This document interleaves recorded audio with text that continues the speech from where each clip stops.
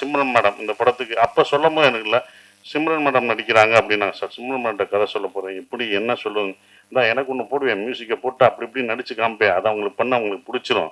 அப்படியா சார், கண்டிப்பாக பிடிக்கும்டா அப்படின்னு அடுத்து அவங்க ஓகே பண்ணிட்டாங்க. அவங்க ஏன் ஓகே பண்ணால் அந்த கதை அவங்களும் இதில் வந்தது வந்து எல்லாம் கேட்டது சிம்ரன் நீங்கள்மா எப்படி ஏன்ப்பா நாங்கள் நடிக்கக்கூடாதாப்பா சிம்ரன் மேடத்தோட.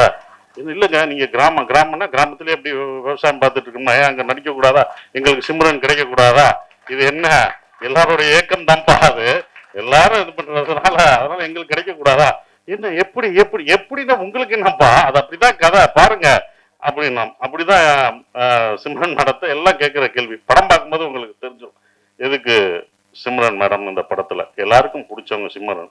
அது கண்டிப்பா இந்த படத்துல அந்த குடும்பமா உங்களுக்கு என்னையும் சிம்ரன் என் குழந்தைங்க பசங்க எல்லாத்தையும் அவங்களுக்கு அது பிடிக்கும்.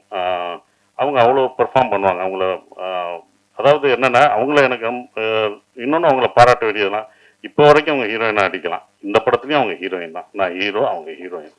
ஸோ அவங்க எப்போவும் ஹீரோயினாக அடிக்கலாம். ஸோ அது ரொம்ப அற்புதமாக பெர்ஃபார்ம் பண்ணாங்க. அவங்கள வந்து எல்லாருமே வரும்போது சிம்ரன் மேடம் கொஞ்சம் பயந்தாப்புல, டைரக்டர் சிம்ரன் மேடம் இருக்காங்க இவங்க இருக்காங்க அப்படின்னு நிறைய பயப்படுவார்.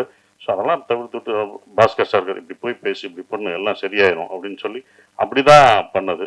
இந்த கதை ஏன் எனக்கு ரொம்ப பிடிச்சிருந்த ஒரு விஷயம் அப்படின்னா, இது வந்து ஈழத்தமிழ் பேசுகிற ஒரு இது. நான் வந்து பேசுகிறது வந்து ஸ்ரீலங்கன் தமிழ் ஈழத்து தமிழ் பேசுகிற ஒரு குடும்பம் இங்கே வந்து எப்படி சர்வே ஆகிறாங்க அப்படின்றது. இது பார்க்கும்போது உங்களுக்கு காமெடியாக தெரியும், காமெடியாக இருக்கும் எப்படின்னு.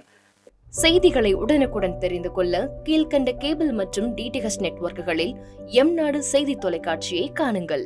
பாதகம் செய்பவரை கண்டால் நாம் பயம் கொள்ளலாகாது பாப்பா, மோதி மிதித்து விடு பாப்பா, அவர் முகத்தில் உமிழ்ந்து விடு பாப்பா. அண்மை செய்திகளை உடனுக்குடன் தெரிந்து கொள்ள இணைந்திருங்கள் எம்நாடு தொலைக்காட்சியுடன்.